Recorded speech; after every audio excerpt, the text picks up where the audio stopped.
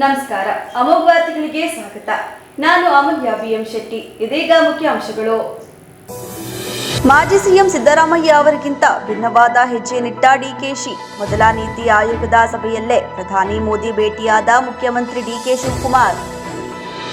ರಾಜ್ಯದ ಜನಸೇವೆ ಮಾಡಲು ಅವಕಾಶ ಮಾಡಿಕೊಟ್ಟಿದ್ದಾರೆ, ಅದಕ್ಕೆ ನ್ಯಾಯ ಒದಗಿಸಲು ಪೂರ್ಣ ಪ್ರಮಾಣದ ಪ್ರಯತ್ನ ಮಾಡುತ್ತೇನೆ. ನೂತನ ರಾಜ್ಯಸಭಾ ಸದಸ್ಯ ಎಂ ನಾಗರಾಜ್ ಹೇಳಿಕೆ. ಮತ್ತು ರೌಡಿ ಶೀಟರ್ ಆವಲಹಳ್ಳಿ ಮಂಜೇಶ್ ಹತ್ಯೆ ಪ್ರಕರಣಕ್ಕೆ ಸಂಬಂಧಿಸಿದಂತೆ 10 ಆರೋಪಿಗಳನ್ನು ಬಂಧಿಸಲಾಗಿದೆ. ಜಿಲ್ಲಾ ಪೊಲೀಸ್ ವರಿಷ್ಠಾಧಿಕಾರಿ ಶುಭಾನ್ವಿತಾ ಹೇಳಿಕೆ. ವಾರ್ತೆಗಳ ವಿವರ.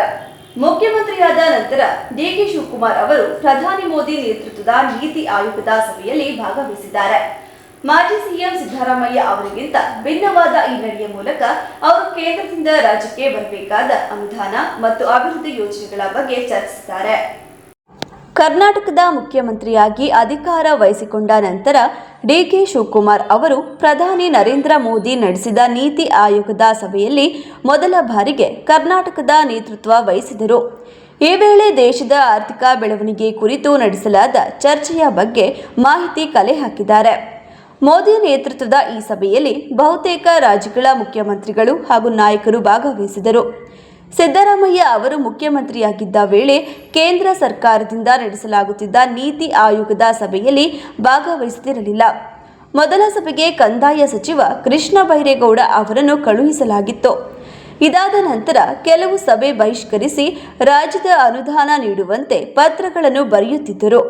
ಆದರೆ ಇದೀಗ ಮಾಜಿ ಸಿಎಂ ಸಿದ್ದರಾಮಯ್ಯ ಅವರಿಗಿಂತ ವಿಭಿನ್ನ ಹೆಜ್ಜೆ ನೀಡುವ ಮೂಲಕ ಹಾಲಿ ಸಿಎಂ ಡಿಕೆ ಶಿವಕುಮಾರ್ ತಾವೇ ಖುದ್ದಾಗಿ ನೀತಿ ಆಯೋಗದ ಸಭೆಗೆ ಹಾಜರಾಗಿದ್ದಾರೆ. ಇದರಲ್ಲಿಯೂ ವಿಶೇಷ ಎನ್ನುವಂತೆ ಮುಖ್ಯಮಂತ್ರಿ ಡಿಕೆ ಶಿವಕುಮಾರ್ ಅವರು ಸಭೆಯ ನಂತರ ಪ್ರಧಾನಿ ನರೇಂದ್ರ ಮೋದಿ ಅವರನ್ನು ವೈಯಕ್ತಿಕವಾಗಿ ಭೇಟಿ ಮಾಡಿದ್ದಾರೆ. ಮೊದಲ ನೀತಿ ಆಯೋಗದ ಸಭೆಯ ನಂತರ ರಾಷ್ಟ್ರಪತಿ ಭವನದಲ್ಲಿ ಪ್ರಧಾನಿ ನರೇಂದ್ರ ಮೋದಿ ಅವರನ್ನು ಭೇಟಿಯಾದ ಸಿಎಂ ಡಿಕೆ ಶಿವಕುಮಾರ್ ಅವರು ಕರ್ನಾಟಕದ ಸಾಂಸ್ಕೃತಿಕ ರಾಯಭಾರಿ ಬಸವಣ್ಣ ಅವರ ಪ್ರತಿಮೆಯನ್ನು ಉಡುಗೊರೆಯಾಗಿ ನೀಡಿದರು. ಈ ಸಂದರ್ಭದಲ್ಲಿ ಕರ್ನಾಟಕದ ಅಭಿವೃದ್ಧಿಯ ಆದ್ಯತೆಗಳಾದ ಮೂಲಸೌಕರ್ಯ, ಹೂಡಿಕೆ, ನಗರ ಸಾರಿಗೆ, ನೀರಾವರಿ, ನಾವೀನ್ಯತೆ ಹಾಗೂ ಜನರ ಜೀವನದ ಮೇಲೆ ನೇರ ಪರಿಣಾಮ ಬೀರುವ ಕಲ್ಯಾಣ ಯೋಜನೆಗಳ ಕುರಿತು ನಾವು ರಚನಾತ್ಮಕವಾಗಿ ಚರ್ಚಿಸಿದ್ದಾರೆ. ಭಾರತದ ಅಭಿವೃದ್ಧಿಯ ಪಯಣದಲ್ಲಿ ಕರ್ನಾಟಕವು ಯಾವಾಗಲೂ ಪ್ರಮುಖ ಕೊಡುಗೆ ನೀಡುತ್ತಾ ಬಂದಿದೆ. ಈ ಪಾತ್ರವನ್ನು ಇನ್ನಷ್ಟು ಬಲಪಡಿಸುವ ನಮ್ಮ ಬದ್ಧತೆಯನ್ನು ನಾನು ಈ ವೇಳೆ ಪ್ರಸ್ತಾಪಿಸಿದ್ದಾರೆ. ಅಭಿವೃದ್ಧಿಯನ್ನು ವೇಗಗೊಳಿಸಲು, ಹೆಚ್ಚಿನ ಅವಕಾಶಗಳನ್ನು ಸೃಷ್ಟಿಸಲು ಮತ್ತು ಕರ್ನಾಟಕದ ಜನರ ಆಕಾಂಕ್ಷೆಗಳನ್ನು ಈಡೇರಿಸಲು ಸಹಕಾರಿ ಒಕ್ಕೂಟ ವ್ಯವಸ್ಥೆಯ ಸ್ಫೂರ್ತಿಯೊಂದಿಗೆ ಕೇಂದ್ರ ಸರ್ಕಾರದೊಂದಿಗೆ ನಿಕಟವಾಗಿ ಕೆಲಸ ಮಾಡುತ್ತೇವೆ ಎಂದು ಚರ್ಚೆ ನಡೆಸಿದ್ದಾರೆ. ಪ್ರಧಾನಮಂತ್ರಿ ಭೇಟಿಯ ನಂತರ ಸಿಎಂ ಡಿಕೆ ಶಿವಕುಮಾರ್ ಅವರು ಕೇಂದ್ರ ಹಣಕಾಸು ಸಚಿವೆ ನಿರ್ಮಲಾ ಸೀತಾರಾಮನ್ ಭೇಟಿ ಮಾಡಿದರು. ಈ ವೇಳೆ ಸಚಿವ ಕೃಷ್ಣ ಬೈರೇಗೌಡ, ಮುಖ್ಯ ಕಾರ್ಯದರ್ಶಿ ಶಾಲಿನಿ ರಜನೀಶ್ ಅವರು ಸಾಥ್ ನೀಡಿದರು.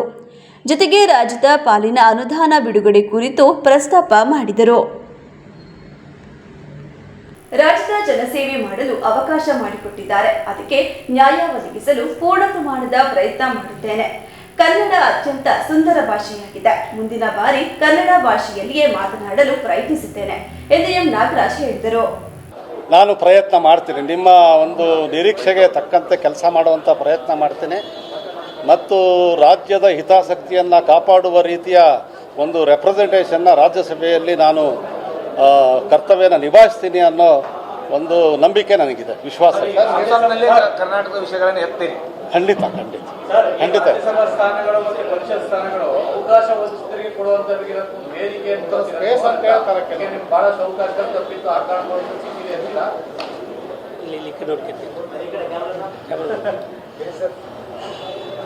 ನಾನೊಬ್ಬ ಸಾಮಾನ್ಯ ಕಾರ್ಯಕರ್ತ.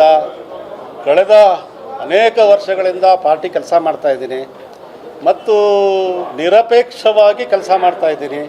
ಕರ್ಮಣ್ಯೇವಾಧಿಕಾರಸ್ಯ ಮಾ ಫಲೇಷು ಕದಾಚನ ಅಂತೇಳಿ ಗೀತೆಯಲ್ಲಿ ಕೃಷ್ಣ ಹೇಳಿದಾನಲ್ಲ, ಆ ರೀತಿ ನಾವು ಕಾರ್ಯಕರ್ತರು ಕೆಲಸ ಮಾಡ್ತಾ ಇದ್ದೀವಿ. ಈಗ ಒಂದು ಅವಕಾಶ ಸಿಕ್ಕಿದೆ. ಈ ಅವಕಾಶವನ್ನು ಆ ರೀತಿಯ ಒಂದು ಚಿಂತನೆಗೆ ಒಂದು ಎಡೆ ಮಾಡಿಕೊಡುವಂಥ ಅವಕಾಶ ಇದು.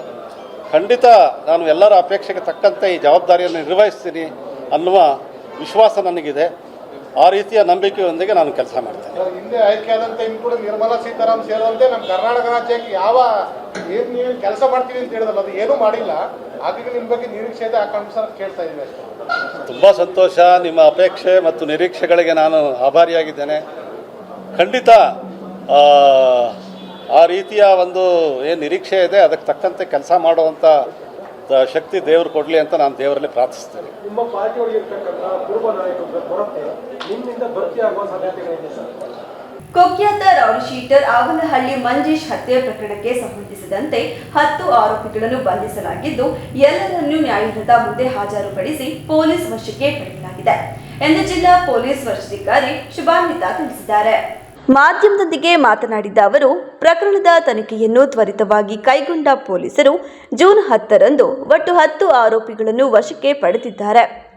ಪ್ರಕರಣದಲ್ಲಿ ಭಾಗಿಯಾಗಿದ್ದ ಆಕಾಶ್, ರಾಕೇಶ್, ಜಯಂತ್ ಹಾಗೂ ವಿಕಾಸ್ ಎಂಜಿ ಮತ್ತು ಆದಿತ್ಯ ಅವರನ್ನು ಬೇಲೂರು ಪಟ್ಟಣದ ಚನ್ನಕೇಶವ ಲಾಡ್ಜ್ನಲ್ಲಿ ಬಂಧಿಸಲಾಗಿದೆ.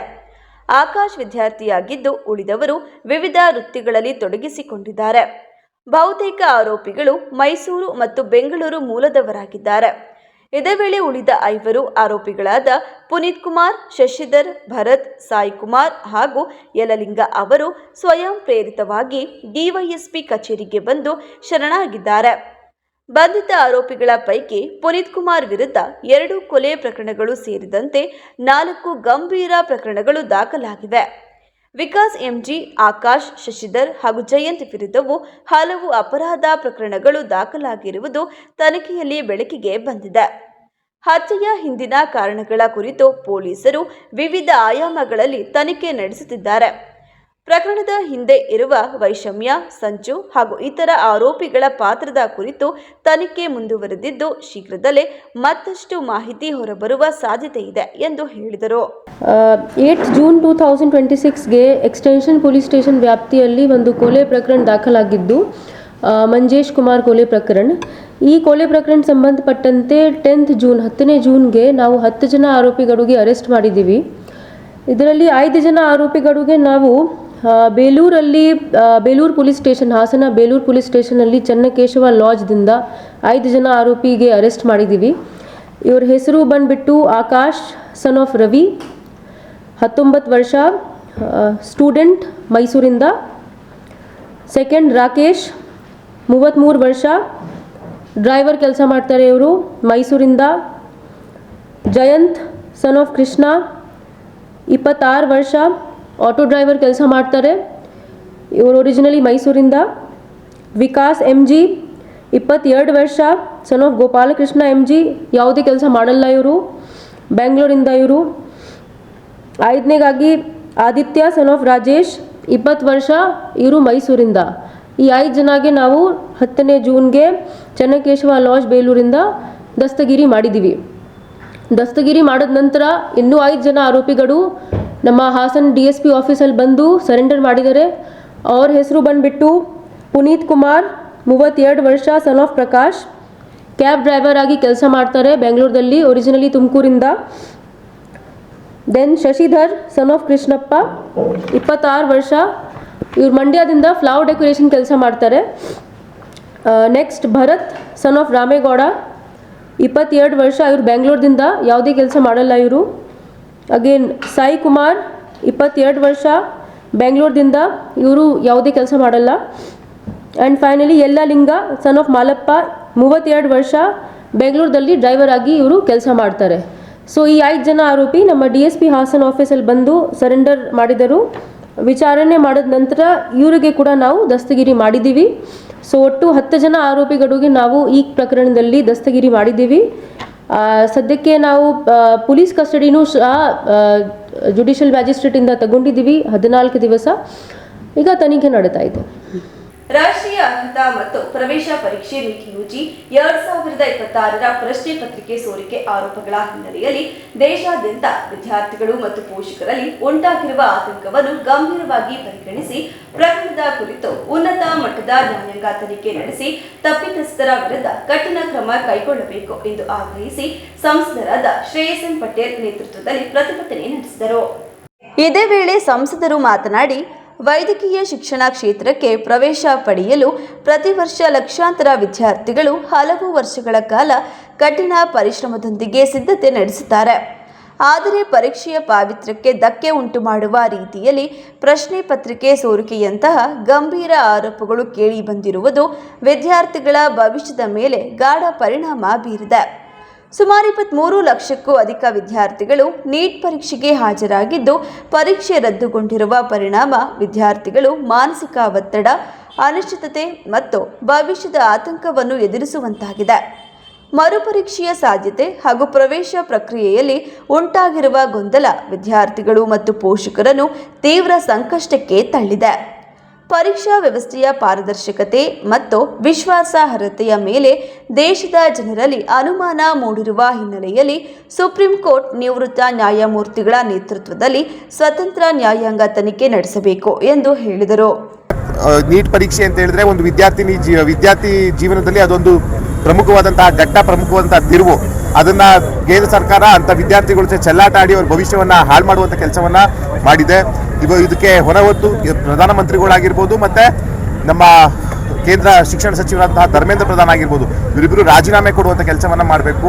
ಯಾರ್ಯಾರು ಈ ಪರೀಕ್ಷೆಯಲ್ಲಿ ಅಕ್ರಮವನ್ನು ಭಾಗಿಯಾಗಿದ್ದರೆ ಅವರಿಗೆಲ್ಲ ಕಠಿಣ ಕ್ರಮ ಆಗುವಂಥ ಕೆಲಸವನ್ನ ಮಾಡಬೇಕು. ಇವತ್ತು ಸುಮಾರು 23 ಲಕ್ಷಕ್ಕೂ ಹೆಚ್ಚು ವಿದ್ಯಾರ್ಥಿಗಳು ಇವತ್ತು ಅವರ ಜೀವನ ಹಾಳಾಗಿರುವ ಬೀದಿಗೆ ಬರುವಂಥ ಕೆಲಸವಾಗಿದೆ. ಮತ್ತೆ ಪರೀಕ್ಷೆ ಮಾಡ್ತೀವಿ ಅಂತ ಹೇಳ್ತಾರೆ, ಅದು ಯಾವ ರೀತಿ ಪರೀಕ್ಷೆ ಮಾಡ್ತಾರೆ, ಅದರಲ್ಲಿ ಮತ್ತೆ ಇನ್ನೇನೇನು ಅಲ್ಲೋಲ ಕಲ್ಲೋಲ ಆಗ್ತದೆ ಅನ್ನೋದು ಎಲ್ಲ ವಿದ್ಯಾರ್ಥಿಗಳ ಒಂದು ಭಯ. ಇದೆಲ್ಲ ಹಿತದೃಷ್ಟಿಯಿಂದ ಇಟ್ಕೊಂಡು ಮುಂದಿನ ದಿನಗಳು ಇದು ಆಗದೇ ರೀತಿಯಲ್ಲಿ ಮಾಡಬೇಕು. ಜೊತೆಗೆ ಇಲ್ಲಿ ಗೊತ್ತಾಗ್ತಿದೆ ಕೇಂದ್ರ ಸರ್ಕಾರದ ವೈಫಲ್ಯದ ಕೈಗನ್ನಡಿ. ಕೇಂದ್ರ ಸರ್ಕಾರ ಎಷ್ಟು ವೈಫಲ್ಯ ಇದೆ ಮತ್ತೆ ಆಡಳಿತದಲ್ಲಿ ವ್ಯವಸ್ಥೆ ಸಂಪೂರ್ಣವಾಗಿ ಕುಸಿತ ಕಂಡಿರುವಂತಹದ್ದೇ ಈ ಒಂದು ನೀಟ್ ಪರೀಕ್ಷೆಯ ಒಂದು ಹಗರಣ ಅಕ್ರಮ. ಹಾಗಾಗಿ ಜನ ಆಗಿರ್ಬೋದು, ಸಾರ್ವಜನಿಕರನ್ನ ಸೂಕ್ಷ್ಮವಾಗಿ ಗಮನಿಸಿದರೆ ಮುಂದಿನ ದಿನಗಳಲ್ಲಿ ಖಂಡಿತವಾಗಿಯೂ ಕೇಂದ್ರ ಸರ್ಕಾರಕ್ಕೆ ತಕ್ಕ ಪಾಠವನ್ನು ಕಲಿಸುವಂಥ ಕೆಲಸವನ್ನ ಮಾಡ್ತಾರೆ.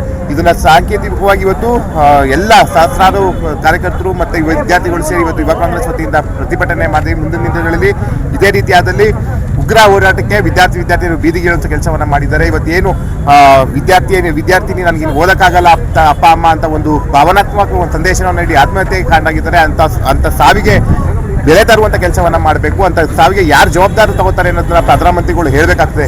ಇಷ್ಟು ದಿನ ಆದರೂ ಸಹ ಪ್ರಧಾನಮಂತ್ರಿಗಳು ತುಟಿ ಬಿಚ್ಚದೇ ಇರೋದು, ಇದ್ರ ಬಗ್ಗೆ ಮಾಧ್ಯಮಕ್ಕೆ ಪ್ರತಿಕ್ರಿಯೆ ನೀಡುತ್ತಿರೋದು ಎಲ್ಲೋ ನಮಗೆ ಅನುಮಾನ ವ್ಯಕ್ತವಾಗ್ತದೆ ಕೇಂದ್ರ ಸರ್ಕಾರದ ವಿರುದ್ಧ.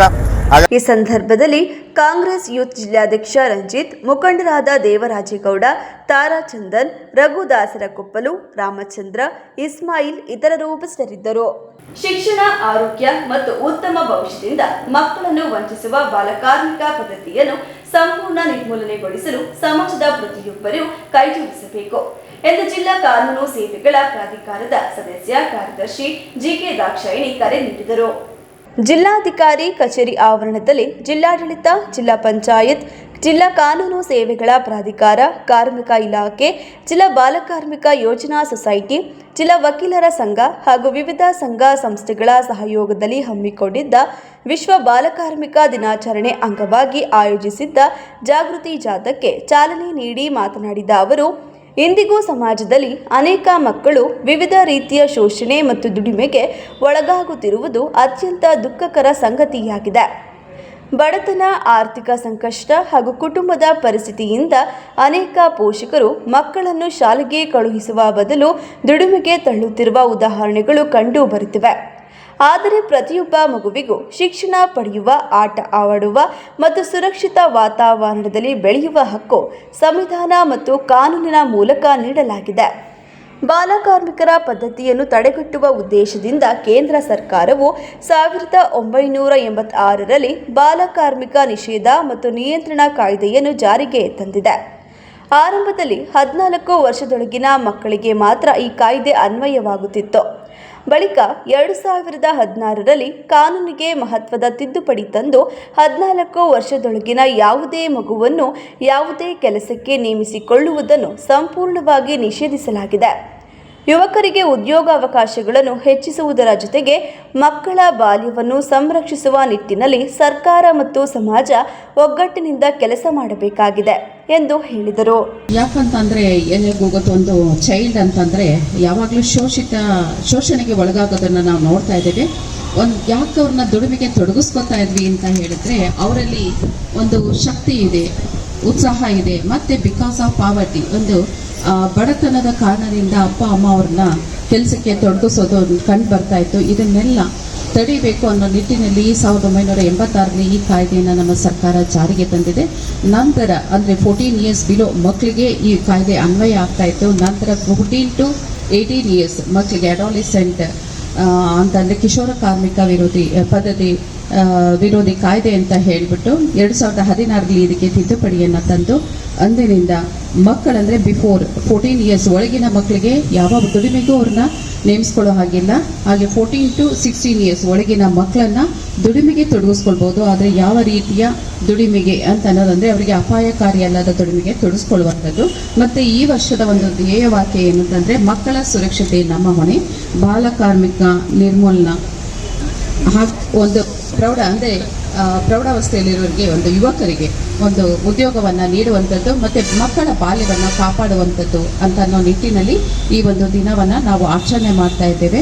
ಇದರ ಅರಿವು ನಮ್ಮ ಸಮಾಜದ ಎಲ್ಲ ಜನರಿಗೂ ಸಿಕ್ಕಿದಾಗ ಮಾತ್ರ ನಾವು ಇದಕ್ಕೆ ಒಂದು ಇತಿಶ್ರೀಯನ್ನು ಆಡಲಿಕ್ಕೆ ಸಾಧ್ಯ ಅಂತ. ಈ ಸಂದರ್ಭದಲ್ಲಿ ಅಪರ ಜಿಲ್ಲಾಧಿಕಾರಿ Jagadish Ganganavar, MS Madhukumari, HL Guruprasad, Kanakalakshmi, KT Jayashree, Ramegowda, BT Manava ಸೇರಿದಂತೆ ವಿವಿಧ ಇಲಾಖೆಗಳ ಅಧಿಕಾರಿಗಳು, ವಕೀಲರು, ಸಂಘ ಸಂಸ್ಥೆಗಳ ಪ್ರತಿನಿಧಿಗಳು, ವಿದ್ಯಾರ್ಥಿಗಳು ಹಾಗೂ ಸಾರ್ವಜನಿಕರು ಹಾಜರಿದ್ದರು. ಜಿಲ್ಲೆಯಲ್ಲಿ ಯೂರಿಯಾ ಹಾಗೂ ರಾಸಾಯನಿಕ ಗೊಬ್ಬರದ ಕೊರತೆ, ಬಿತ್ತನೆ ಬೀಜಗಳ ಅಭಾವ, ಕೃಷಿ ಉತ್ಪನ್ನಗಳಿಗೆ ಸೂಕ್ತ ಬೆಲೆ ಸಿಗುತ್ತಿರುವುದು ಸೇರಿದಂತೆ ರೈತರು ಎದುರಿಸುತ್ತಿರುವ ವಿವಿಧ ಸಮಸ್ಯೆಗಳನ್ನು ತಕ್ಷಣವೇ ಪರಿಹರಿಸಬೇಕು ಎಂದು ಆಗ್ರಹಿಸಿ ಕರ್ನಾಟಕ ರಾಜ್ಯ ರೈತ ಸಂಘ ಹಾಗೂ ಹಸಿರು ಸೇನೆ ಜಿಲ್ಲಾ ಘಟಕದ ವತಿಯಿಂದ ಪ್ರತಿಭಟನೆ ನಡೆಸಿದರು. ಇದೇ ವೇಳೆ ರೈತ ಸಂಘದ ಜಿಲ್ಲಾಧ್ಯಕ್ಷ ಬಾಬು ಮಾತನಾಡಿ, ರಾಜ್ಯದಲ್ಲಿ ಗೊಬ್ಬರದ ಬೆಲೆ ನಿರಂತರ ಏರಿಕೆಯಾಗುತ್ತಿದ್ದು, ಹಿಂದೆ ಸುಮಾರು 1300ಕ್ಕೆ ದೊರೆಯುತ್ತಿದ್ದ ಗೊಬ್ಬರದ ಚೀಲ ಈಗ 2200ಕ್ಕೆ ತಲುಪಿದೆ. 1 ಎಕರೆ ಕೃಷಿ ಭೂಮಿಗೆ 4 ಚೀಲ ಗೊಬ್ಬರ ಅಗತ್ಯವಿದ್ದರೂ ಸರ್ಕಾರ ಕೇವಲ 1 ಚೀಲ ಮಾತ್ರ ವಿತರಿಸುತ್ತಿದೆ. ಇದರಿಂದ ರೈತರು ಅಗತ್ಯ ಪ್ರಮಾಣದ ಗೊಬ್ಬರವಿಲ್ಲದೆ ಬೆಳೆ ಬೆಳೆಯಲು ಪರದಾಡುವಂತಾಗಿದೆ. ಮಳೆಗಾಲ ಆರಂಭವಾಗಿ ಬಿತ್ತನೆ ಚಟುವಟಿಕೆಗಳು ನಡೆಯುತ್ತಿರುವ ಈ ಸಂದರ್ಭದಲ್ಲಿ ಯೂರಿಯಾ ಮತ್ತು ಗೊಬ್ಬರ ಲಭ್ಯವಾಗದಿದ್ದರೆ ಕೃಷಿ ಕಾರ್ಯ ಸಂಪೂರ್ಣ ಅಸ್ತವ್ಯಸ್ತವಾಗಲಿದೆ. ಹೆಚ್ಚಿನ ಹಣ ನೀಡಿ ಖರೀದಿಸಲು ಮುಂದಾದರೂ ಗೊಬ್ಬರ ಸಿಗದ ಪರಿಸ್ಥಿತಿ ನಿರ್ಮಾಣವಾಗಿದ್ದು, ಸಣ್ಣ ಮತ್ತು ಅತಿಸಣ್ಣ ರೈತರು ತೀವ್ರ ಸಂಕಷ್ಟಕ್ಕೆ ಸಿಲುಕಿದ್ದಾರೆ. ಕೃಷಿ ಇಲಾಖೆಯಲ್ಲಿ ಗುಣಮಟ್ಟದ ಬಿತ್ತನೆ ಬೀಜಗಳ ಬದಲಿಗೆ ಲಿಕ್ವಿಡ್ ಉತ್ಪನ್ನಗಳನ್ನು ನೀಡಲಾಗುತ್ತಿದ್ದು, ಅವುಗಳಿಂದ ನಿರೀಕ್ಷಿತ ಪ್ರಮಾಣದಲ್ಲಿ ಬೆಳೆ ಬೆಳೆಯಲು ಸಾಧ್ಯವಾಗುತ್ತಿಲ್ಲ. ಸರ್ಕಾರ ರೈತರಿಗೆ ಅಗತ್ಯವಿರುವ ಯೂರಿಯಾ, ಗೊಬ್ಬರ ಹಾಗೂ ಬಿತ್ತನೆ ಬೀಜವನ್ನು ಸಮರ್ಪಕ ಪ್ರಮಾಣದಲ್ಲಿ ಸಬ್ಸಿಡಿ ದರದಲ್ಲಿ ವಿತರಿಸಬೇಕು ಎಂದು ಹೇಳಿದರು. ಸೊಪ್ಪಿಂದ ಹಿಡಿದು ತರಕಾರಿ ಬೆಳೆಯೋರು ಇಲ್ಲೇ ನಮ್ಮ ಪಕ್ಕ ಶೆಟ್ಟಹಳ್ಳಿ ಅಂತ ಒಂದು ಊರಿದೆ. ಅಲ್ಲಿ ಇರೋರು ಎಲ್ಲರಿಗೂ 3 ಕುಂಟೆ 4 ಕುಂಟೆ 5 ಕುಂಟೆ ಜಮೀನು. ಅವ್ರು ಏನು ಬೆಳೀತಾರೆ ಅಂದರೆ ಬೆಳಿಗ್ಗೆ ಆದರೆ ಪುದೀನ, ಸಾಂಬಾರು ಸೊಪ್ಪು, ಬೇಕಾದಂಥ ಸೊಪ್ಪುಗಳನ್ನ ಆಹಾರನ ಹಾಸನ ಜಿಲ್ಲೆಯಲ್ಲಿ ಅತಿ ಹೆಚ್ಚು ಸೊಪ್ಪನ್ನ ಬೆಳೆಯಂಥವ್ರು. ಇವತ್ತು ಅವ್ರಿಗೆ ಸೊಪ್ಪು ಬೆಳೆಯೋಕ್ಕೆ ಗೊಬ್ಬರ ಸಿಗ್ತಾಯಿಲ್ಲ, ಈರಿ ಸಿಗ್ತಾಯಿಲ್ಲ. ಆ ಕಾರಣದಿಂದ ಇವ್ರು ಮಾಡಿರೋಂಥ ಕಚಡ ಕೆಲಸ ಏನು ಅಂದರೆ 1 ಎಕರೆಯಲ್ಲಿ 1 ಚೀಲ ಒಂದು ಪಾಣಿ ಬಂದರೆ ಅದು ತಮ್ಮ ಏನಾರ ಬಂದಿಲ್ಲ ಅಂದರೆ ಅದು ಇಲ್ಲ ಅವ್ರಿಗೆ ಗೊಬ್ಬರ. ಈ ರೀತಿ ಮಾಡಿ ಗಬ್ಬೆ ಬೆರೆಸರಂಥ ಕೆಲಸ ಮಾಡಿದ್ದಾರೆ. ನಮಗೆ ರಾಜ್ಯಾಧ್ಯಕ್ಷರು ಕೋಡಹಳ್ಳಿ ಚಂದ್ರಶೇಖರ್ ಅವರು ಯಾವಾಗ ಈ ವಾರ ಸ್ಟಾರ್ಟ್ ಆಯಿತು ಆ ಟೈಮಲ್ಲಿ ಕೇಂದ್ರ ಸರ್ಕಾರ, ರಾಜ್ಯ ಸರ್ಕಾರ ಇದ್ರ ಬಗ್ಗೆ ಗೊಬ್ಬರದ ಸಮಸ್ಯೆ ಬರೋಕ್ಕಿಂತ ಮುಂಚೆ ನಮಗೆ ರೈತರನ್ನ ಬೆಳೆ ಬೆಳೆಯೋದು ಅಪರೂಪಕ್ಕೆ, ಆ ಬೆಳೆಗೋಸ್ಕರ ಇವರಿಗೆ ತೊಂದರೆ ಆಗಬಾರ್ದು, ಈ ಗೊಬ್ಬರನ ಯಾವುದೇ ಕಾರಣಕ್ಕೂ ಎಲ್ಲ ರೈತರಿಗೆ ತಲುಪಂಗೆ ಮಾಡಬೇಕು ಅಂತ ಹೇಳಿದ್ದಕ್ಕೆ ಮುಂದೆಯಿಂದ ಅಂತ ಸಿದ್ದರಾಮಯ್ಯ ಸರ್ಕಾರದಲ್ಲಿ ಹೇಳಿ ಪ್ರತಿಯೊಬ್ಬರನ್ನ ಸರ್ಕಾರ ಗಮನಕ್ಕೆ ತಂದು ಇವತ್ತು ಹೇಳಿದ್ರು. ಇವತ್ತು ಸಮಸ್ಯೆ ಏನು ತಂದಿದ್ದಾರೆ ಅಂದರೆ ಗೊಬ್ಬರನೇ ಸಿಗ್ತಾಯಿಲ್ಲ. ಎಲ್ಲರೂ ಚೀಲ ಮಾಡಾಡಿ ಅಂಗಡಿಗಳಲ್ಲಿ ಎಲ್ಲರದು ಅವ್ರ ಒಡವೆ ಚಿನ್ನ ಅಡ ಇಟ್ಟು ಬೀಜ ತಗೊಬಂದು ಮನೇಲಿ ಇಟ್ಕೊಂಡು ಪೂಜೆ ಮಾಡ್ತಾರೆ. ಆದರೆ ಗೊಬ್ಬರ ಸಿಗ್ತಾಯಿಲ್ಲ. ಬ್ಯಾಂಕಲ್ಲಿ ನೋಡಿದ್ರೆ ನೋಟಿಸ್ ಕಳಿಸ್ತೀರಾ, ಸಾಲನ ನೀವು ಕಟ್ಟಲೇಬೇಕು, ಇಲ್ಲಾಂದರೆ ನಿಮ್ಮ ಬ್ಯಾಂಕಲ್ಲಿ ಹರಾಜು ಮಾಡ್ತೀವಿ ಅಂತ ಹೇಳ್ತೀರಾ. ಆದರೆ ನೀವು ಮಾಡ್ತಿರೋ ಕೆಲಸ ಅಂದರೆ ನಮ್ಮ ಸಾಲನೂ ಮನ್ನಾ ಮಾಡ್ಕೊಂಡಿದ್ದೀವಿ ನಾವು. ರೈತರ ಹತ್ರ ಯಾವುದೇ ಬ್ಯಾಂಕ್ನವ್ರು ಏನಾರು ಹೋದರೆ ಕೋಣೆ ಕೊಟ್ಟಿಗೆಯಲ್ಲಿ ಕಟ್ಟಾಕಿ ಅವ್ರನ್ನ ಇದು ಮಾಡಬೇಕಾಗುತ್ತೆ. ಸರ್ಕಾರ ಗಮನಕ್ಕೆ ಇರಬೇಕು. ಯಾಕಂದರೆ ಗೊಬ್ಬರ ಕೊಡ್ತೀವಿ ಕರೆಕ್ಟ್ ಟೈಮಿಗೆ ಅವ್ರಿಗೆ ಯೂರಿಯಾ ಗೊಬ್ಬರ ಎಲ್ಲ ಸಿಗ್ತಿದ್ರು, ನಿಮ್ಮ ಸಾಲ ಯಾವನಿಗೆ ಬೇಕಾಯಿತು ಸಾಲ ತೀರಿಸ್ತಿದ್ರು. ಇವತ್ತು ಗೊಬ್ಬರನೂ ಇಲ್ಲ, ಸಾಲ ಕೊಟ್ಟಕ್ಕೆ ಏನೂ ಇಲ್ಲಂಗೆ ಮಾಡಾಕಿ ಇವತ್ತು ದಿವಾಳಿ ಹೆಸರು ಅಂತ ಕೆಲಸ ಮಾಡಿದ್ದಾರೆ ಕೇಂದ್ರ ಹಾಗೂ ರಾಜ್ಯ ಸರ್ಕಾರ. ಈ ಸಂದರ್ಭದಲ್ಲಿ ರೈತ ಸಂಘದ ರಾಜ್ಯ ಉಪಾಧ್ಯಕ್ಷ ಆನೆಕೆರೆ ರವಿ, ಜಿಲ್ಲಾ ಪ್ರಧಾನ ಕಾರ್ಯದರ್ಶಿ ಜಯರಾಮ್, ಜಯಣ್ಣ, ಶಿವರಾಮೇಗೌಡ, ಕಮಲಮ್ಮ, ಪವಿತ್ರ ಇತರರು ಉಪಸ್ಥಿತರಿದ್ದರು. ಮಕ್ಕಳಲ್ಲಿ ಜ್ಞಾಪಕ ಶಕ್ತಿ, ಏಕಾಗ್ರತೆ, ಆತ್ಮವಿಶ್ವಾಸ, ಸೃಜನಶೀಲತೆ ಹಾಗೂ ಅಂತರ್ಗತ ಸಾಮರ್ಥ್ಯಗಳನ್ನು ವೃದ್ಧಿಸುವ ಉದ್ದೇಶದಿಂದ ಆರ್ಟ್ ಆಫ್ ಲಿವಿಂಗ್ ಸಂಸ್ಥೆ ವತಿಯಿಂದ ಪ್ರಜ್ಞಾ ಯೋಗ ಎಂಬ ವಿಶೇಷ ವ್ಯಕ್ತಿತ್ವ ವಿಕಾಸನ ತರಬೇತಿ ಶಿಬಿರವನ್ನು ಜೂನ್ 25ರಿಂದ 28ರವರೆಗೆ ನಗರದ ಮಹಾರಾಜ ಪಾರ್ಕ್ನ ಯೋಗ ಮಂದಿರದಲ್ಲಿ ಆಯೋಜಿಸಲಾಗಿದೆ ಎಂದು ಆರ್ಟ್ ಆಫ್ ಲಿವಿಂಗ್ನ ಜೆ.ಎ. ಸುಬ್ಬಕೃಷ್ಣ ಹೇಳಿದರು. 8ನೇ ತಾರೀಕಿಂದ 28ನೇ ತಾರೀಕು ಮಹಾರಾಜ ಪಾರ್ಕ್ನಲ್ಲಿರುವ ಯೋಗ ಮಂದಿರದಲ್ಲಿ ಈ ಕಾರ್ಯಕ್ರಮ ಆಯೋಜಿಸಲಾಗಿದೆ. ಮಕ್ಕಳಿಗೆ ಈ ಕಾರ್ಯಕ್ರಮವನ್ನು ಮಾಡ್ತಾ ಇದ್ದೀವಿ. ಈಗಾಗಲೇ ದೇಶದಾದ್ಯಂತ ನೀವು ನೋಡಿರಬಹುದು, ಒಂದು ವಿನೂತನವಾದ ಈ ಕಾರ್ಯಕ್ರಮ ಸಂಚಲನವನ್ನು ಸೃಷ್ಟಿಸ್ತಾ ಇದೆ.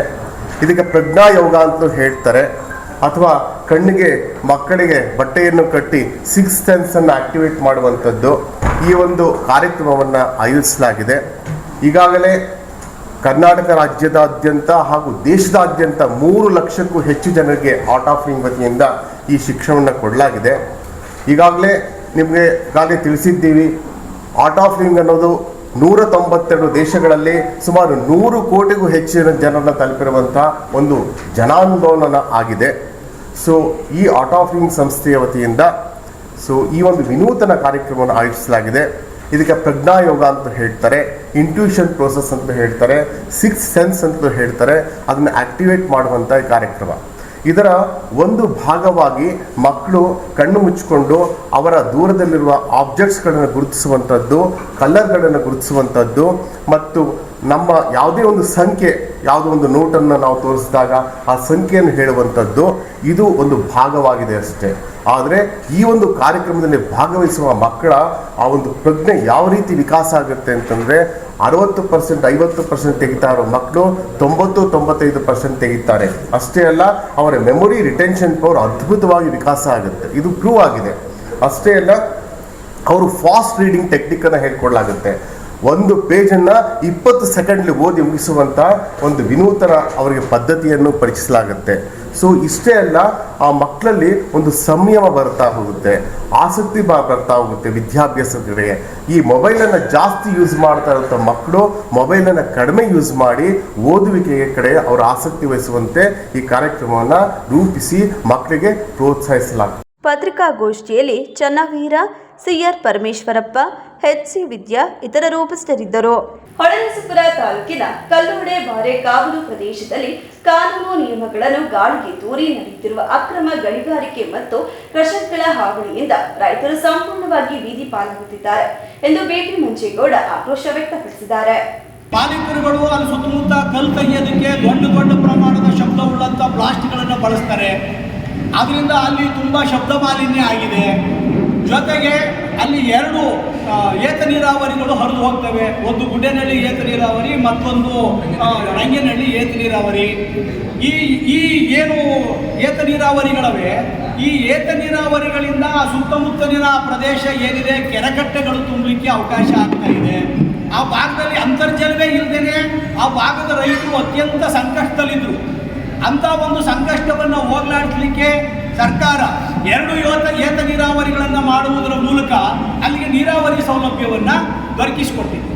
ಈಗ ಏನು ಈ ಗಣಿಗಾರಿಕೆಯವರು ಬಂದವ್ರೆ, ಇವರು ಗಣಿ ಮಂಜೂರಾತಿಗೆ ಬೇಕಾಗಿರ್ತಕ್ಕಂಥ ಎಲ್ಲ ನಿಯಮಗಳನ್ನು, ಅಧಿಕಾರಿಗಳನ್ನು ಹೊಣೆ ಹಾಕಿಕೊಂಡು ಅವುಗಳನ್ನೆಲ್ಲವನ್ನು ಉಲ್ಲಂಘನೆ ಮಾಡಿ ಅಕ್ರಮವಾಗಿ, ಅನಧಿಕೃತವಾಗಿ ಅಲ್ಲಿ ಪರವಾನಗಿಯನ್ನು ತಗೊಂಡು ಗಣಿಯನ್ನು ನಡೆಸ್ತಾ ಇದ್ದಾರೆ. ಸರ್ಕಾರಿ ಪ್ರಾಯೋಜಿತ ಯೋಜನೆಗಳು ಏನಿದೆ ಅಲ್ಲಿ ಗಣಿಗಾರಿಕೆಯನ್ನು ನಡೆಸೋದಕ್ಕೆ ಅವಕಾಶ ಇಲ್ಲ. ಹಾಗಾದರೂ ಕೂಡ ಅಲ್ಲಿ ಆಮೇಲೆ ಅಲ್ಲೇನು ಪಾಪ ಸುತ್ತಮುತ್ತಲಿನ ಕೃಷಿಕರೇನಿದ್ದಾರೆ, ಭೂ ಮಾಲೀಕರಿದ್ದಾರೆ, ಅವ್ರೇನಾದರೂ ಈ ಗಣಿ ಮಾಲೀಕರನ್ನ ಕೇಳಕ್ಕೆ ಹೋದಾಗ ಅವರು ಅವರ ಮೇಲೆ ಭಾಳ ಅವಾಚ್ಯ ಶಬ್ದಗಳನ್ನು ಉಪಯೋಗಿಸೋದು, ದಬ್ಬಾಳಿಕೆಯನ್ನು ಮಾಡೋದು, ಕೊಲೆ ಬೆದರಿಕೆಯನ್ನು ಹಾಕೋದು, ಈ ಥರದನ್ನೆಲ್ಲ ಮಾಡ್ತಾ ಇದ್ದಾರೆ. ಪಾಪ ಅಲ್ಲಿರ್ತಕ್ಕಂಥ ಏನು ಮುಕ್ತ ರೈತರಿದ್ದಾರೆ ಅವರು ಅವರ ವಿರುದ್ಧ ನೇರವಾಗಿ ಹೋರಾಟ ಮಾಡ್ತಕ್ಕಂಥ ಶಕ್ತಿಯನ್ನು ಅವರು ಹೊಂದಿಲ್ಲ. ಹಾಗಾಗಿ ಏನು ಮಾಡ್ತಾ ಇದ್ದಾರೆ, ಅವರು ನಮ್ಮ ಸಂಘದ ಹೊರಗೆ ಮತ್ತು ಸಮಾಜಕ್ಕೆ ಅಪೀಲನ್ನು ಮಾಡಿಕೊಂಡಿದ್ದಾರೆ. ಈ ಗ್ರಾಮದ ಜನರಿಗೆ ತುಂಬ ಅನಾನುಕೂಲ ಆಗ್ತಾ ಇದೆ. ಈ ಒಂದು ಅರ್ಜಿ ಈ ಸಂದರ್ಭದಲ್ಲಿ ತಾತನಹಳ್ಳಿ ಹೇಮಂತ್, ತಳವಾರ ರಾಜೇಗೌಡ, ಮೋಹನ್ ಪುಟ್ಟರಾಜ್ ಸೇರಿದಂತೆ ನೂರಾರು ಸಂತ್ರಸ್ತ ರೈತರು ಹಾಗೂ ಸಾರ್ವಜನಿಕರು ಉಪಸ್ಥಿತರಿದ್ದರು. ಇದೀಗ ಜಾಹೀರಾತು. ಅಜ್ಜಿಯ ಅಡುಗೆ ಅವಳ ಕೈ ರುಚಿಯೊಳಗೆ ನಿಮ್ಮ ಮನೆ ಅಡುಗೆಗೆ ನೈಜ ರುಚಿ ಬೇಕಾದರೆ ಕಲ್ಪ ತೆಂಗಿನೆಣ್ಣೆ. ನನ್ನ ಆರೋಗ್ಯ, ಸೌಂದರ್ಯ ಮತ್ತು ಶಕ್ತಿಯ ರಹಸ್ಯ ಕಲ್ಪ ತೆಂಗಿನೆಣ್ಣೆ. ಪ್ರತಿ ಹನಿಯಲ್ಲೂ ಶುದ್ಧತೆಯನ್ನು ಅನುಭವಿಸಿ. ಕಲ್ಪ ತೆಂಗಿನೆಣ್ಣೆ, ಇದು ಕ್ಯಾಂಪ್ಕೋ ಉತ್ಪನ್ನ. ವರ್ಷಗಳು 100 ದಿನಗಳು, ಮೇಕಿಂಗ್ ಶುಲ್ಕದಲ್ಲಿ 100% ರಿಯಾಯಿತಿ. Bhima legacy fest 100 days offer. ಚಿನ್ನ, ಬೆಳ್ಳಿ ಮತ್ತು ವಜ್ರದ ಮೇಲಿನ ಮೇಕಿಂಗ್ ಶುಲ್ಕದಲ್ಲಿ 100% ವರೆಗೆ ರಿಯಾಯಿತಿ ಪಡೆಯಿರಿ. ಮತ್ತು ಪ್ರತಿ 1 ಲಕ್ಷ ರೂಪಾಯಿ ಮೌಲ್ಯದ ವಜ್ರದ ಮೇಲೆ 24 ಕ್ಯಾರೆಟ್ ಚಿನ್ನದ ಬಾರ್ ಉಚಿತವಾಗಿ ಪಡೆಯಿರಿ. ಎಲ್ಲಾ ಭೀಮಾ ಮಳಿಗೆಗಳಲ್ಲಿ ಲಭ್ಯ. ಷರತ್ತುಗಳು ಅನ್ವಯ. ವಿಜಯ್ ಸಿಲ್ವರ್ ಪ್ಯಾಲೇಸ್ ಬೆಳ್ಳಿಯ ಆಭರಣಗಳ ಮತ್ತು ಬೆಳ್ಳಿ ವಸ್ತುಗಳ ಎಕ್ಸ್ಕ್ಲೂಸಿವ್ ಶೋರೂಮ್. ಮೊಟ್ಟ ಮೊದಲ ಪ್ರತ್ಯೇಕ ಬೆಳ್ಳಿ ಆಭರಣಗಳ ಭಂಡಾರ ವಿಜಯ್ ಸಿಲ್ವರ್ ಪ್ಯಾಲೇಸ್. ನಮ್ಮಲ್ಲಿ ಎಲ್ಲ ಮಾದರಿಯ 92.5 ಹಾಲ್ಮಾರ್ಕ್ನ ಬೆಳ್ಳಿಯ ಆಭರಣಗಳು ದೊರೆಯುತ್ತವೆ. ಗೋಲ್ಡ್ ಪ್ಲೇಟೆಡ್ ಆಂಟಿಕ್ ನೆಕ್ಲೆಸ್ಗಳು, ಜುಮ್ಕಿಗಳು, ಸೊಂಟದ ಡಾಬುಗಳು, ಟೆಂಪಲ್ ಡಿಸೈನ್ ಬಳೆಗಳು, ತೋಡುಬಂದಿಗಳು, ಎಮರಾಲ್ಡ್ ವಸ್ತುಗಳು, ಪ್ರತಿನಿತ್ಯ ಹೊಸ ಹೊಸ ಡಿಸೈನ್ಗಳು ಇಲ್ಲಿ ಲಭ್ಯವಿದೆ. ದೇವರ ವಿಗ್ರಹಗಳು, ಬೆಳ್ಳಿಯ ದೀಪಗಳು, ಬೆಳ್ಳಿ ತಟ್ಟೆ, ಬೆಳ್ಳಿ ಚೊಂಬು, ಪೂಜಾ ಸಾಮಗ್ರಿಗಳು, ಬೆಳ್ಳಿಯ ದೇವರ ಮಂಟಪಗಳು ದೊರೆಯುತ್ತವೆ. Vijay Silver Palace, Subhash Square, Devigere Circle, Hassan. Contact 9060133333. The future belongs to those who prepare for it today. Jaya Techno School. Admissions now open. Welcome to a campus where smart classrooms, robotics labs, and AI-assisted learning make every day an adventure. Where coding, STEM, and 3D innovation workshops turn curious kids into confident creators. Our digital library, language labs, and experienced faculty ensure every child reaches their fullest potential. While our sports complex, arts wing, music rooms, and student wellness center make sure they thrive, not just survive. Your child's safety, always our priority. With 24/7 CCTV, GPS tracked transport, and a fully secured campus. Jaya Techno School. Smart learning, safe campus, bright futures. Admissions are open. Seats are filling fast. Call today. Visit our campus. Secure your child's tomorrow. For more details, contact Jaya Techno School. KSRTC Layout, 60 feet road behind Central School, Alsikere Road, BT Koppal, Hassan. Mobile 9964984575, 94494000455. Website www.jayatechnoschool.in. Shri Mahalakshmi sweets Chikkamagaluru ಶಾಖೆಗೆ 7ನೇ ವರ್ಷದ ಸಂಭ್ರಮಾಚರಣೆ. ಚಿಕ್ಕಮಗಳೂರಿನಲ್ಲಿ ಮೊದಲ ಬಾರಿಗೆ live kitchen, live sweets making, live experience ಹೊಂದಿರುವ ಸಿಹಿಯ ವಿಳಾಸ. ಈ ವಿಶೇಷ ದಿನಕ್ಕೆ ಒಂದು ಸಿಹಿಯಾದ ಕೊಡುಗೆ. 1,000 ರೂಪಾಯಿ ಮೇಲ್ಪಟ್ಟ ಖರೀದಿಗೆ 250 ಗ್ರಾಂ ಮೈಸೂರು ಪಾಕ್ ಉಚಿತ. ಈ ಆಫರ್ ಕೇವಲ ಜೂನ್ 5ರಂದು ಮಾತ್ರ. ಷರತ್ತುಗಳು ಅನ್ವಯ. ಜೂನ್ 7ರಂದು ಮಾವಿನ ಮೇಳ. ನಮ್ಮ ಲೈವ್ ಕಿಚನ್ ನಲ್ಲಿ ತಯಾರಾದ ಋತುವಿನ ಅತ್ಯುತ್ತಮ ಮಾವಿನ ಸಿಹಿಗಳು. ಷರತ್ತುಗಳು ಅನ್ವಯ. ಮೈಸೂರಿನ ಖ್ಯಾತಿ, ಚಿಕ್ಕಮಗಳೂರಿನ ಪ್ರೀತಿ. ವಿಳಾಸ MG ರಸ್ತೆ, opposite to old town police station, Chikkamagaluru. ನಿಮ್ಮ ಅಮೂಲ್ಯ ಪ್ರೀತಿ ನಮ್ಮ ಯಶಸ್ಸಿನ ನಿಜವಾದ ಶಕ್ತಿ.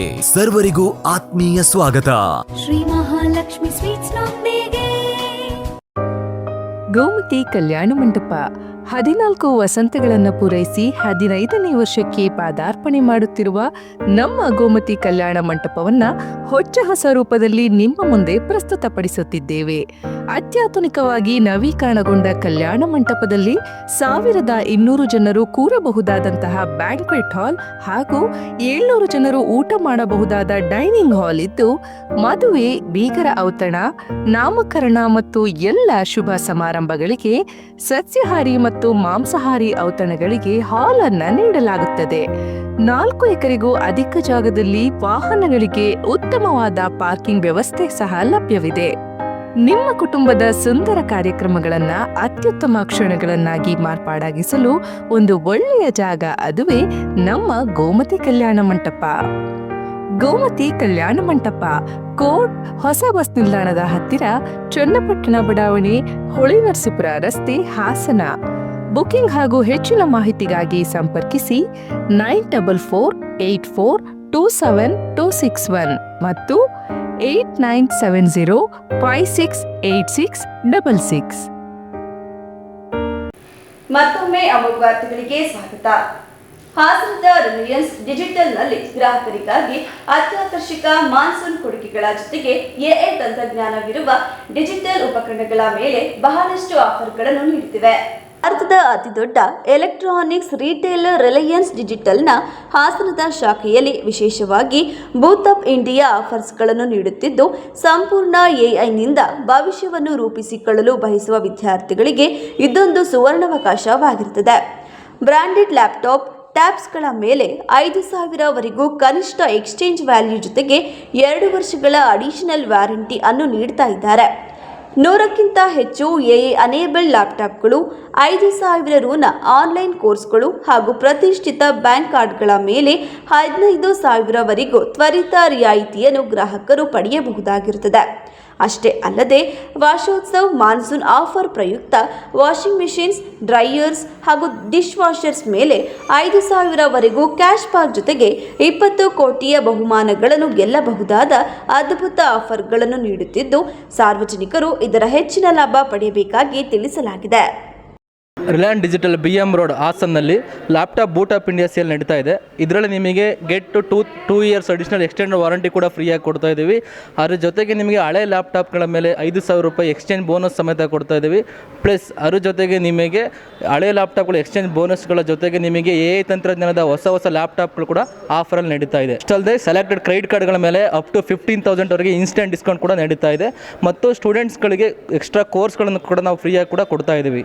ನೀವು ಈಗಲೇ BM ರೋಡಲ್ಲಿರುವಂತಹ ರಿಲಯನ್ಸ್ ಡಿಜಿಟಲ್ ಹಾಸನ್ ಸ್ಟೋರ್ಗೆ ವಿಸಿಟ್ ಮಾಡಿ ಮತ್ತು ಲ್ಯಾಪ್ಟಾಪ್ನ ಎಲ್ಲ ಆಫರ್ಗಳನ್ನು ಕೂಡ ನೀವು ಖಚಿತಪಡಿಸಿಕೊಳ್ಳಿ. ನಮಸ್ಕಾರ ಎಲ್ಲರಿಗೂ. ಅದೇ ನಮ್ಮ ಫ್ರೆಂಡ್ಸ್ನ ಕೇಳ್ತಿದ್ದೆ ಲ್ಯಾಪ್ಟಾಪ್ ಎಲ್ಲಿ ತೊಗೊಂಡ್ರೆ ಚೆನ್ನಾಗಿರುತ್ತೆ ಅಂತ. ನಮ್ಮ ಫ್ರೆಂಡ್ಸ್ ಎಲ್ಲ ಸಜೆಸ್ಟ್ ಮಾಡಿದರು, ಕೆಲವೊಂದಿಷ್ಟು ಅಂಗಡಿಗಳನ್ನ ಸಜೆಸ್ಟ್ ಮಾಡಿದರು. ಆದರೆ ತುಂಬ ಜನ ನನಗೆ ರಿಲಯನ್ಸ್ ಡಿಜಿಟಲಿಗೆ ಹೋಗೋ ತುಂಬ ಆಫರ್ಗಳಿದ್ದಾವೆ, ತುಂಬ ವಸ್ತುಗಳನ್ನ ತುಂಬ ಚೆನ್ನಾಗಿ ನೀಟಾಗಿ ಇಟ್ಟಿದ್ದಾರೆ ಅಂತ ಹೇಳಿದರು. ಅದಕ್ಕೋಸ್ಕರ ಬಂದು ನೋಡಿದ್ರೆ ಇಲ್ಲಿ ತುಂಬ ಇಷ್ಟ ಆಯಿತು. ಒಂದೊಂದು TV ಆಯಿತು, ಲ್ಯಾಪ್ಟಾಪ್ಸ್ ಆಯಿತು, ಮೊಬೈಲ್ಸ್ ಆಯಿತು, ತುಂಬ ಕಲೆಕ್ಷನ್ಸ್ ತುಂಬ ಚೆನ್ನಾಗಿಟ್ಟಿದ್ದಾರೆ. ತುಂಬ ಒಳ್ಳೆಯ ಆಫರ್ ಕೂಡ ನಡೆಸ್ತಿದ್ದಾರೆ. ನೀವು ಬನ್ನಿ, ನೀವು ತೊಗೊಳ್ಳಿ, ತುಂಬ ಚೆನ್ನಾಗಿದೆ, ತುಂಬ ಇಷ್ಟ ಆಯಿತು ಶಾಪ್. Thank you. ಅಂತಾರಾಷ್ಟ್ರೀಯ ದಾದಿಯರ ದಿನಾಚರಣೆ ಹಾಗೂ ರಾಷ್ಟ್ರೀಯ ಸೇವಾ ಯೋಜನೆ ಅಂಗವಾಗಿ ಇಲ್ಲಿನ ಸರ್ಕಾರಿ ಶುಶ್ರೂಷಾ ಮಹಾವಿದ್ಯಾಲಯದಲ್ಲಿ ಬೃಹತ್ ಸ್ವಯಂ ಪ್ರೇರಿತ ರಕ್ತದಾನ ಶಿಬಿರವನ್ನು ಯಶಸ್ವಿಯಾಗಿ ಆಯೋಜಿಸಲಾಗಿತ್ತು. ಹಾಸನದ ರಕ್ತನಿಧಿ ಕೇಂದ್ರ, ಹಾಸನ ಹಾಗೂ ಹೊಳೆನರಸೀಪುರ ಸರ್ಕಾರಿ ಆಸ್ಪತ್ರೆಯ ವೈದ್ಯಾಧಿಕಾರಿಗಳು ಮತ್ತು ದಾದಿಯರ ಅಧಿಕಾರಿಗಳ ನೇತೃತ್ವದಲ್ಲಿ ಈ ಶಿಬಿರವನ್ನು ಹಮ್ಮಿಕೊಳ್ಳಲಾಗಿತ್ತು. ಈ ಸಂದರ್ಭದಲ್ಲಿ ಕಾಲೇಜಿನ ಪ್ರಾಂಶುಪಾಲರು ಮಾತನಾಡಿ, ವಿದ್ಯಾರ್ಥಿಗಳಲ್ಲಿ ರಕ್ತದಾನದ ಬಗ್ಗೆ ಜಾಗೃತಿ ಮೂಡಿಸುವ ನಿಟ್ಟಿನಲ್ಲಿ ಈ ಶಿಬಿರ ಆಯೋಜಿಸಲಾಗಿದ್ದು, ವಿದ್ಯಾರ್ಥಿಗಳು ಅತ್ಯಂತ ಉತ್ಸಾಹದಿಂದ ಭಾಗವಹಿಸಿದ್ದಾರೆ. ಕಾಲೇಜಿನ 20 ವಿದ್ಯಾರ್ಥಿಗಳು ಹಾಗೂ 50 ವಿದ್ಯಾರ್ಥಿನಿಯರು ಸೇರಿ ಒಟ್ಟು 70ಕ್ಕೂ ಹೆಚ್ಚು ಅಭ್ಯರ್ಥಿಗಳು ಸ್ವಯಂ ಪ್ರೇರಿತರಾಗಿ ರಕ್ತದಾನ ಮಾಡಿ ಮಾನವೀಯತೆ ಮೆರೆದಿದ್ದಾರೆ ಎಂದು ಹೇಳಿದರು. ನಮ್ಮ ವಿದ್ಯಾರ್ಥಿಗಳು, ಪುರುಷ ವಿದ್ಯಾರ್ಥಿಗಳು 20 ವಿದ್ಯಾರ್ಥಿಗಳು ಹಾಗೂ ಮಹಿಳಾ ವಿದ್ಯಾರ್ಥಿಗಳು 50 ವಿದ್ಯಾರ್ಥಿಗಳು ರಕ್ತದಾನವನ್ನು ಮಾಡಲಿಕ್ಕೆ ಖುಷಿಯಿಂದ ಬಂದಿದ್ದಾರೆ. ಅವರೆಲ್ಲರೂ ಇವತ್ತು ರಕ್ತದಾನ ಮಾಡ್ತಾಯಿದ್ದಾರೆ. ನಮ್ಮ ಕಡೆಯಿಂದ, ಕಾಲೇಜ್ ವತಿಯಿಂದ ಹಾಗೂ ಹಿಮ್ಸ್ ವತಿಯಿಂದ ಮಕ್ಕಳಿಗೆಲ್ಲರಿಗೂ ಹೃತ್ಪೂರ್ವಕ ಧನ್ಯವಾದ ಹೇಳಲಿಕ್ಕೆ ಇಷ್ಟಪಡ್ತೀನಿ. ರಕ್ತದಾನ ಮಾಡೋದ್ರಿಂದ ನಮಗೆ ಪ್ರತಿ ದಿನಕ್ಕೂ RBC ಉತ್ಪಾದನೆ ಆಗ್ತಾ ಇರುತ್ತೆ ನಮ್ಮ ದೇಹದಲ್ಲಿ. ಅದು ಪ್ರತಿ ನಾವು ಕೊಟ್ಟರೆ, ಈಗ ಒಬ್ಬರಿಗೆ ಬ್ಲಡ್ ಕೊಟ್ಟರೆ ಅದು 4 ಜನಕ್ಕೆ ಉಪಯೋಗ ಆಗ್ತದೆ. ಸೊ ನೀವೆಲ್ಲ ಕೇಳಿರ್ಬೋದು, ಈ ಕಾಲದಲ್ಲಿ ಅನ್ನದಾನ, ವಿದ್ಯಾದಾನ, ಕನ್ಯಾದಾನ ಅಂತೆಲ್ಲ ಹೇಳ್ತಾರೆ. ಅದಕ್ಕಿಂತ ಮಿಗಿಲಾದದ್ದು ರಕ್ತದಾನ ಅಂತ ನಾನು ಹೇಳಲಿಕ್ಕೆ ಇಷ್ಟಪಡ್ತೀನಿ. ಹಾಸನ ನಗರದ HN ಪುರ ರಸ್ತೆಯಲ್ಲಿರುವ ಹಾಸನ ಕೈಗಾರಿಕಾ ಬೆಳವಣಿಗೆ ಕೇಂದ್ರದ ಭದ್ರತೆಯನ್ನು ಮತ್ತಷ್ಟು ಬಲಪಡಿಸುವ ಉದ್ದೇಶದಿಂದ ಕರ್ನಾಟಕ ವಾಣಿಜ್ಯ ಮತ್ತು ಕೈಗಾರಿಕಾ ಮಹಾಸಂಘಗಳ ಒಕ್ಕೂಟದ ಕಾರ್ಪೊರೇಟ್ ಸಾಮಾಜಿಕ ಜವಾಬ್ದಾರಿ ಯೋಜನೆಯಡಿ ಜಿಲ್ಲಾ ಪೊಲೀಸ್ ಇಲಾಖೆಗೆ ಗಸ್ತು ವಾಹನ ಒದಗಿಸಲು ಮುಂದಾಗಿದ್ದು, ಇದೇ ವೇಳೆ ಹಾಸನದ ಉದ್ಯಮಿಗಳು ಜಿಲ್ಲಾ ಪೊಲೀಸ್ ವರಿಷ್ಠಾಧಿಕಾರಿ ಶುಭಾನ್ವಿತಾ ಅವರಿಗೆ ಪತ್ರ ನೀಡಿದರು.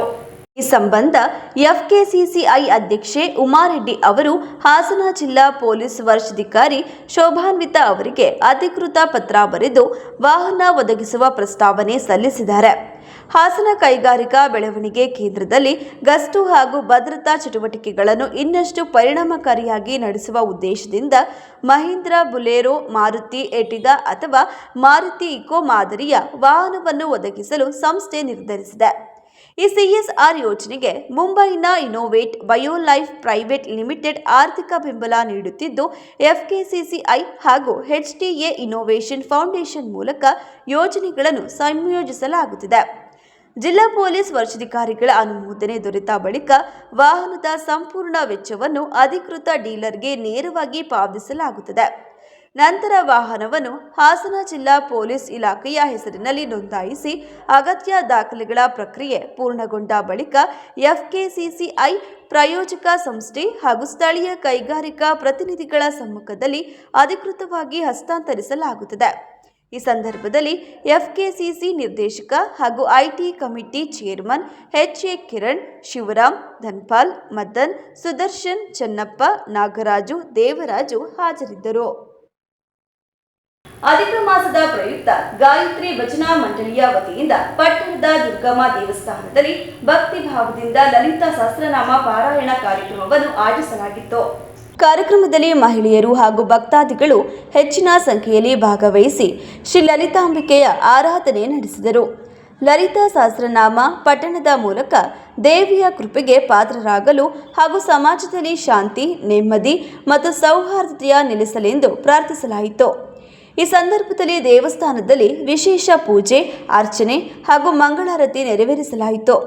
ಭಕ್ತರು ಭಜನೆ ಹಾಗೂ ನಾಮಸ್ಮರಣೆಯಲ್ಲಿ ತೊಡಗಿ ಆಧ್ಯಾತ್ಮಿಕ ವಾತಾವರಣವನ್ನು ಸೃಷ್ಟಿಸಿದರು. ಇದೇ ವೇಳೆ ಗಾಯತ್ರಿ ಭಜನಾ ಮಂಡಳಿಯ ಪದಾಧಿಕಾರಿಗಳು, ಸದಸ್ಯರು ಹಾಗೂ ಅನೇಕ ಭಕ್ತರು ಕಾರ್ಯಕ್ರಮದಲ್ಲಿ ಉಪಸ್ಥಿತರಿದ್ದರು. ಕೊನೆಯಲ್ಲಿ ಮತ್ತೊಮ್ಮೆ ಮುಖ್ಯಾಂಶಗಳು. ಮಾಜಿ ಸಿಎಂ ಸಿದ್ದರಾಮಯ್ಯ ಅವರಿಗಿಂತ ಭಿನ್ನವಾದ ಹೆಜ್ಜೆಯನ್ನಿಟ್ಟ ಡಿಕೆಶಿ. ಮೊದಲ ನೀತಿ ಆಯೋಗದ ಸಭೆಯಲ್ಲೇ ಪ್ರಧಾನಿ ಮೋದಿ ಭೇಟಿಯಾದ ಮುಖ್ಯಮಂತ್ರಿ ಡಿಕೆ ಶಿವಕುಮಾರ್. ರಾಜ್ಯದ ಜನಸೇವೆ ಮಾಡಲು ಅವಕಾಶ ಮಾಡಿಕೊಟ್ಟಿದ್ದಾರೆ, ಅದಕ್ಕೆ ನ್ಯಾಯ ಒದಗಿಸಲು ಪೂರ್ಣ ಪ್ರಮಾಣದ ಪ್ರಯತ್ನ ಮಾಡುತ್ತೇನೆ. ನೂತನ ರಾಜ್ಯಸಭಾ ಸದಸ್ಯ ಎಂ ನಾಗರಾಜ್ ಹೇಳಿಕೆ. ಮತ್ತು ರೌಡಿ ಶೀಟರ್ ಆವಲಹಳ್ಳಿ ಮಂಜೇಶ್ ಹತ್ಯೆ ಪ್ರಕರಣಕ್ಕೆ ಸಂಬಂಧಿಸಿದಂತೆ 10 ಆರೋಪಿಗಳನ್ನು ಬಂಧಿಸಲಾಗಿದೆ. ಜಿಲ್ಲಾ ಪೊಲೀಸ್ ವರಿಷ್ಠಾಧಿಕಾರಿ ಶೋಭಾನ್ವಿತಾ ಹೇಳಿಕೆ. ಮುಂದಿನ ವಾರ್ತಾ ಸಂಚಿಕೆಯೊಂದಿಗೆ ಮತ್ತೆ ಭೇಟಿಯಾಗೋಣ. ವಂದನೆಗಳು.